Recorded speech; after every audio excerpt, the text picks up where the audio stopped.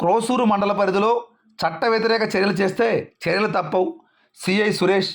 ఇక పూర్తి సమాచారం మేరకు పల్నాడు జిల్లా పెదకూరపాడు నియోజకవర్గం క్రోసూరు మండల ప్రజలు ప్రశాంత వాతావరణంలో జీవించాలని, చట్ట వ్యతిరేక చర్యలకు పాల్పడితే చర్యలు తప్పవని సిఐ సురేష్ మంగళవారం సాయంత్రం 5 గంటల సమయంలో భాగంగా పేర్కొన్నారు. యువత చెడు అలవాట్లకు బానిసై గంజాయి మద్యం ఇచ్చేందుకు ఉత్సాహం చూపుతున్నారని, అలాంటి వారిని తల్లిదండ్రులు మందలించే సరైన దారిలో పెంచాలని కోరారు.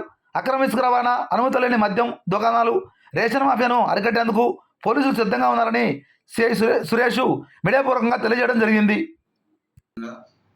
అందరినీ కూడా మోటివేట్ చేస్తాము. అదేవిధంగా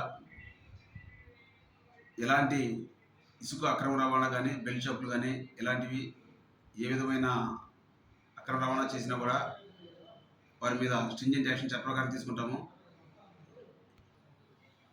ముఖ్యంగా యువత ఆల్కహాలు, గంజాయి వంటి చెడు అలవాట్లకు బానిసలై వారి జీవితాన్ని పాటు చేసుకుంటూ ఉన్నారు. గంజాయి ఎక్కడ ఏ రూపాన ఉన్నా కూడా మాకు సమాచారం ఇస్తే ఖచ్చితంగా యాక్షన్ తీసుకుంటాము.